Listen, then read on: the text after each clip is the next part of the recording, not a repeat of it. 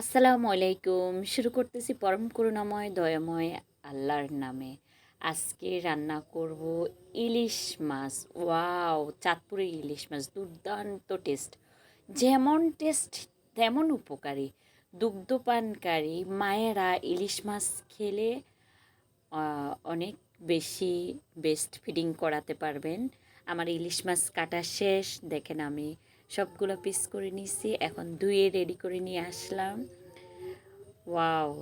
মশলাবিহীন ইলিশ মাছ, সরষা বাটাবিহীন, মশলাবিহীন আমি ইলিশ মাছ রান্না করব। আজকে এই রান্নাটা হবে যে একদম ভালোবাসার রান্না। কেন ভালোবাসার রান্না জানেন? আজকে আমার এলএলবির রেজাল্ট আউট হয়েছে। হাজব্যান্ডকে যখন বললাম আজকে আমার ইলিশ মাছ খেতে ইচ্ছা করে, জ্বর ছিল অনেক দিন, মাশাল্লাহ আল্লাহ রহমত দান করুক, সাথে সাথে নিয়ে এসেছে। যাক আলহামদুলিল্লাহ, ওনাকে এই উসিলায় আল্লাহ যেন হেদায়েত দান করেন। এ আল্লাহ, দেখলেন আমি পাতিলের মধ্যে তেল দিয়ে দিছি, তেলের মধ্যে পেঁয়াজগুলা নাড়লাম, পেঁয়াজটা একটা বাদামি কালার হয়ে গেছে। এখন আমি এখানে লবণ দিয়ে দিচ্ছি।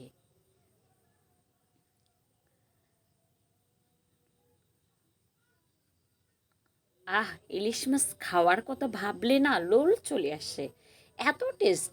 মাছের রাজা, স্বাদের রাজা, অনেক টেস্ট। দেখলেন আমি রসুন বাটা দিয়ে দিচ্ছি, 1 চামচের চেয়ে একটু বেশি পরিমাণে দিয়ে দিচ্ছি। রসুনের একটা গন্ধ থাকে, তাই পেঁয়াজের সাথে একটু রসুনটাকে লবণটা আগে দিয়ে একটু নাড়লে গন্ধটা চলে যাবে, এতে টেস্টটাও দ্বিগুণ বেড়ে যাবে। দেখেন হয়ে গেছে। এখন আমি দিয়ে দেব হলুদের গুঁড়া, 1/2 চামচ হলুদের গুঁড়া এখানে দিয়ে দিচ্ছি।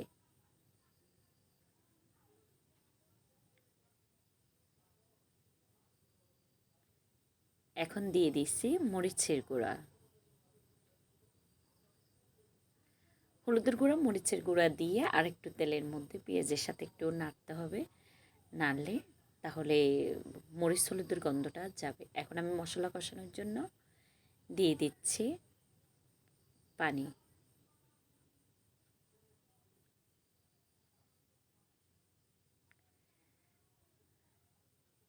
ইলিশ মাছের যে তেলটা রয়েছে এটা কিন্তু ক্লোন ক্যান্সারের জন্য অনেক উপকারী।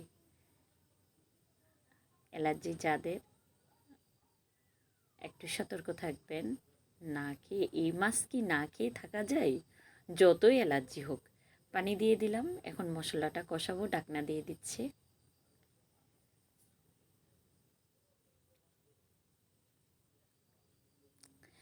সব সময় মনে রাখবেন, একটু পানি, আপনি বেশি তেলে নাড়তে গেলে মশলা পড়ে যাবে। একটু পানি দিয়ে ঢাকনা দিয়ে মশলাটাকে একটু কষাবেন।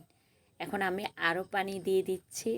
এজন্য এই এটা যখন ইয়েটা ঝোলটা দিয়ে দিলাম, এটা যখন উতলাবে তখন যে আমি মাছটা দেব। এখন ঢাকনা দিয়ে দিছি, যখন উতরাবে তখন মাছ দিতে হবে, তার আগে নয়। উতরে গেছে, এখন আমি মাছ দিয়ে দিচ্ছি।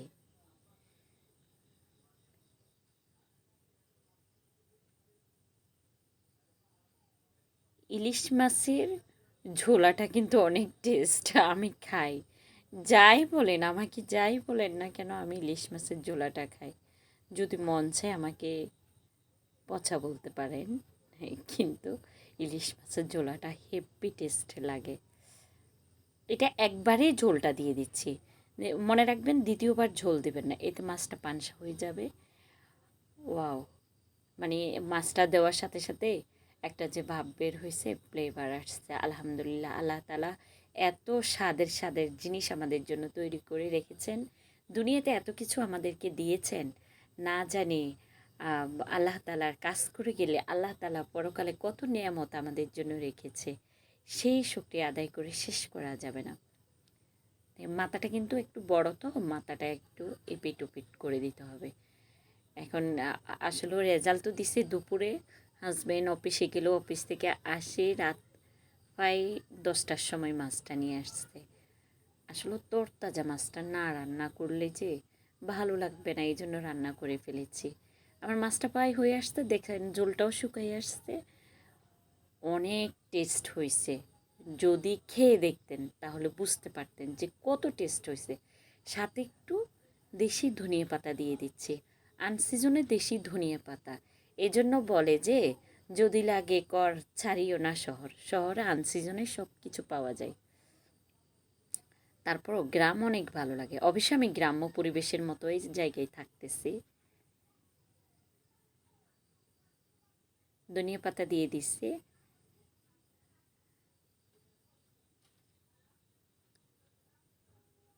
ধনিয়া পাতা দিলেই কিন্তু মাছের এবং সবজির সব কিছুর রান্নার স্বাদ দ্বিগুণ দ্বিগুণ বাড়িয়ে দেয়। ধনিয়া পাতা দিয়ে একটু জাল দিতে হবে। ধনিয়া পাতা দিয়ে যদি জাল না দেন তাহলে কিন্তু এটার ফ্লেভারটা সব কিছুর সাথে মিক্সার হবে। আমার রান্না শেষ, আলহামদুলিল্লাহ। লাখো কোটি শুক্রিয়া আমার মহান রবের, যিনি আমাদের রিজিকের মালিক, যিনি আমাদেরকে রিজিক দিচ্ছেন। আলহামদুলিল্লাহ, আলহামদুলিল্লাহ। দোয়া করবেন। আসসালামু আলাইকুম। আল্লাহ হাফেজ।